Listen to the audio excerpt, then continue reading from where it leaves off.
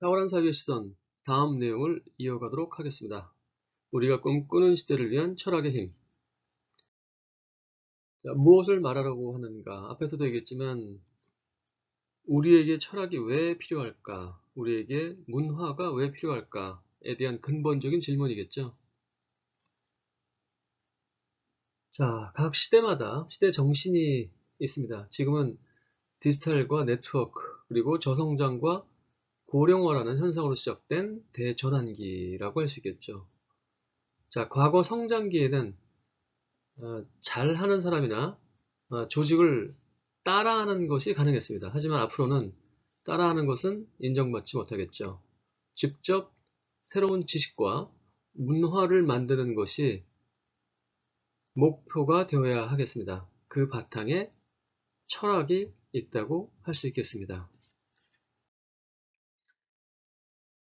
자, 이야기 앞서서 네 가지 질문에 대한 답을 스스로 구해야 되겠죠. 자, 세상 모든 것에는 수준과 높이가 있다. 그렇죠. 세상의 모든 것은 수준과 높이가 있습니다. 자, 문화란 무엇인가? 사회 발전을 위한 초석이 되겠죠. 그 문화 이전엔 높은 시선이 필요하겠고요.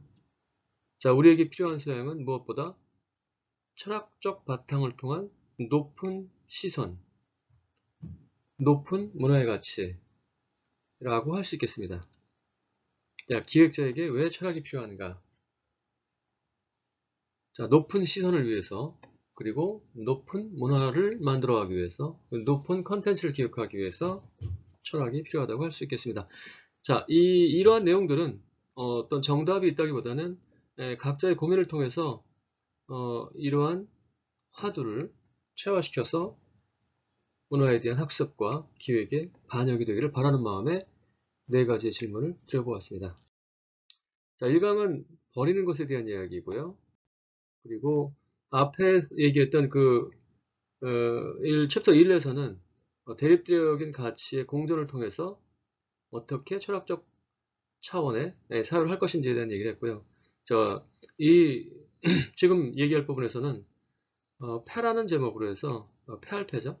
서양에 의한 동양의 완전한 패배, 과거의 역사를 들춰봄으로써 철학에 대한 필요성을 과거 역사를 통해서 한번 인식해보자라는 그런 취지가 될 수 있겠습니다. 앞의 내용에서 서양과 동양의 관계, 그 다음에 중국의 상황들을 얘기했죠. 자, 구국구망. 중국은 패배를 인정하고 자, 서양을 학습하기 시작합니다.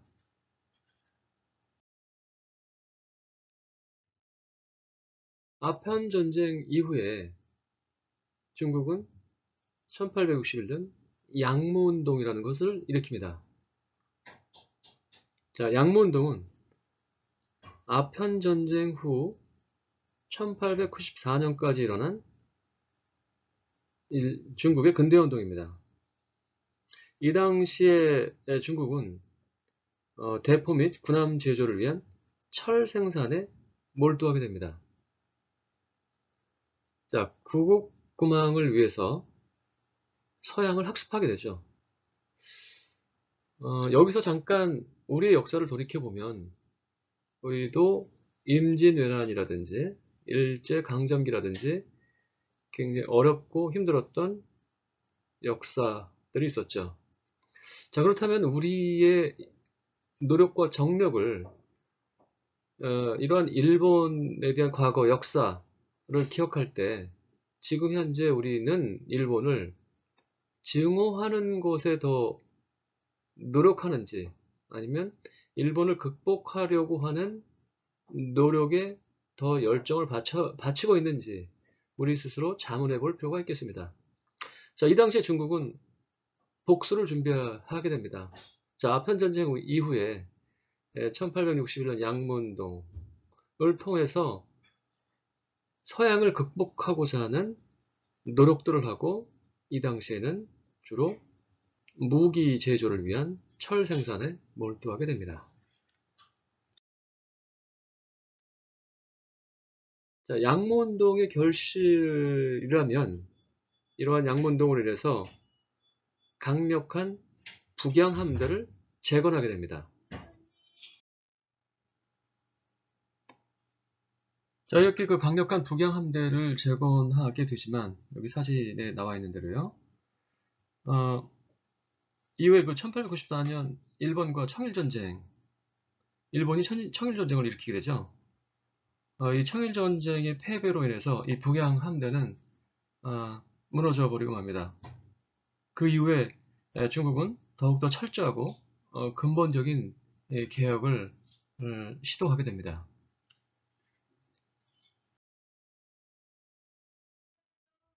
자, 여기서 양문동의 한계에 대해서 얘기를 해볼게요. 양문동의 한계는 그 서양의 과학기술 문명에만 초점이 맞추어져 있었습니다.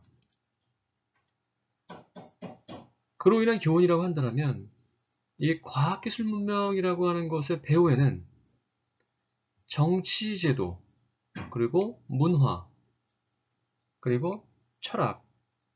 자, 문화와 철학의 어떤 그 결정체가 정치제도라고 할 수 있겠죠. 과학기술에만 초점을 맞췄었죠, 처음에는. 왜냐면 무기를 생산해야 됐었으니까요. 자, 무기를 생산하기 위해서 과학기술 문명에 초점을 맞췄으나 과학기술 문명의 더 근본적인 바탕에는 정치제도가 있었음을 알게 됩니다.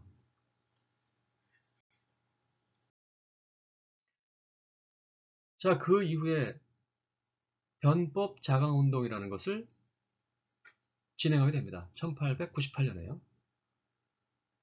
자, 변법이라는 말의 의미는 제도 개혁을 의미합니다. 하지만 이 또한 이 당시에 복잡했던 권력관계, 지도층의 권력 투쟁으로 인해서 실패를 맛보게 됩니다. 자, 여기서 중요한 점은 과학기술도 중요하지만 자, 그 배경이 되는 정치개혁이나 제도개혁이 선행되어지지 않는다면 그 발전에는 한계가 있다라고 하는 중요한 사실을 이해하게 됩니다. 자, 이러한 깨달음은 서서히 사유의 높이가 상승하고 있다는 철학적 인식을 하게 되는 계기를 맞게 됩니다. 자, 변법자강운동, 앞에서 얘기했던 아편전쟁 이후에 양무운동, 그리고 변법자강운동, 이러한 운동이 여러 차례 실패를 겪게 되긴 합니다. 그래서 이 정치 제도에 대한 중요성을 느끼게 되고요. 그리고 그 바탕에 더 심층적인 힘을 찾는데 주력하게 됩니다. 자, 그 주력해야 되는 대상은 자, 문화이자 윤리이자 사상이자 철학임을 절감하게 됩니다. 이때부터 중국인들은 신문화, 신사상, 신철학 운동을 시작하게 됩니다. 문화에 대한 중요성을, 그리고 사상에 대한 중요성, 철학에 대한 중요성을 느끼기 시작한 거죠. 어떻게 해서든지 전반적인 문화 발전을 통한 정치 발전, 과학의 발전, 그럼으로써 강력한 국가를 만들고자 하는 노력을 진행하게 됩니다. 새로운 문화라는 것은 건강한 제도를 가능하게 하고요. 그 건강한 제도의 바탕에서 과학기술 문명이 발달하고요. 그로 인해서 강력한 국가가 만들어지는 그러한 확신을 하게 됩니다. 그로 인해서 그 바탕에는 문화와 사상과 철학이 있음을 절감하게 됩니다. 이때부터 새로운 시선의 높이로 인한 새로운 국가 건설의 기반이 만들어지게 됩니다. 자, 이후에 1949년 10월 1일 중화인민공화국이 수립되게 됩니다. 자, 스스로 신중국이라고 명명하면서 자, 중심 철학이 유교에서 서양의 철학인 마르크스 레닌주의로 이동하게 됩니다.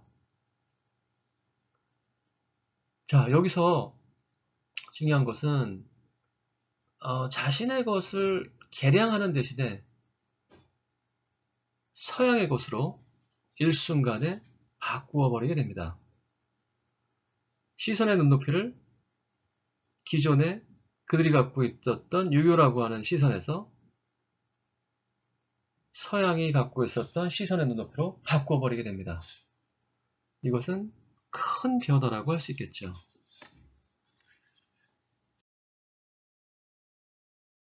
자, 따라서 개혁 방법의 최종적인 선택은 지역적인 과학기술이나 정치들을 넘어서 문화와 사상의 철학의 발전을 통한 새로운 시선의 눈높이 쪽으로 맞춰지게 됩니다. 자, 이 당시에는 중국과 일본, 한국이라고 하는 동아시아에 세 개의 국가가 있었고 그 세 개의 국가는 서로 간의 경쟁 관계이기도 하고 그 경쟁은 국가 권력으로서의 경쟁 또는 철학의 경쟁이기도 했습니다. 자, 일본은 1854년 강제적인 개항을 당하게 되죠. 미국에 의해서요. 미국 페리제독에 의해서 강제적인 개항을 당하고 미일 하친 조약을 체결하게 됩니다. 자, 한국의 경우는 어떤가요? 자, 일본에 의해서 1875년 일본에 의해서 강제적으로 개항을 당하고 강화도 조약을 체결하게 되지요.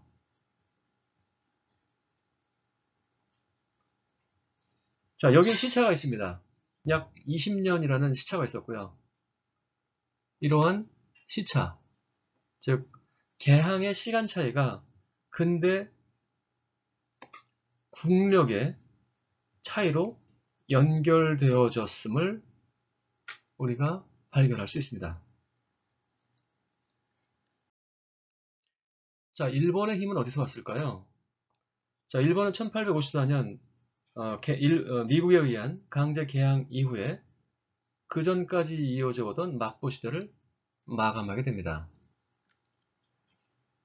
그 이후에 1868년 메이지 유신을 강행하죠. 그래서 효율성이 높은 국가로 변모하게 됩니다. 그러한 효율성을 바탕으로 한 국력으로 한국을 개항시키게 되죠. 강화도를 통해서 개항시키게 됩니다. 그 이후 1874년 일본의 니시 아마네라는 사람은 백인 신론이라는 책을 통해서 철학이라는 것을 드디어 학문적으로 수용하게 됩니다. 그 이전에는 철학이라는 것이 없었죠. 이 여기서 얘기하는 철학이라는 것은 서양으로부터 기인한 학문적 뿌리를 얘기합니다. 자, 1874년에 철학이라는 것을 학문적으로 수용하기 시작했는데 중국이나 한국 같은 경우에는 좀 늦었죠. 중국은 1917년, 한국은 1920년대 후반에 철학이라는 것을 수용하기 시작합니다.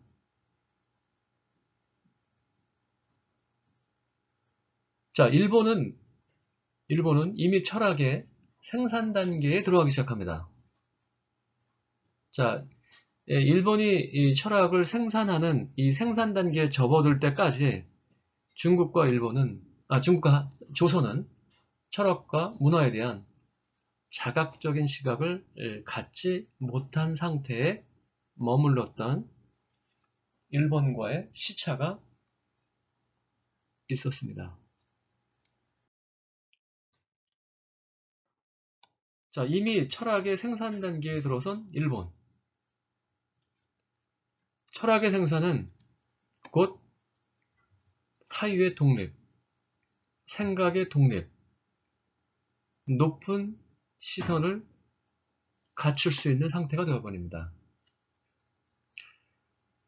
지식과 문화의 답습이 아닌 이 생산이라는 것이 사회 발전의 근간이 되고요. 문화 자체에 대한 자각적 시선을 갖는 것이 무엇보다도 중요하다고 할 수 있겠습니다. 이러한 철학의 생산을 통해서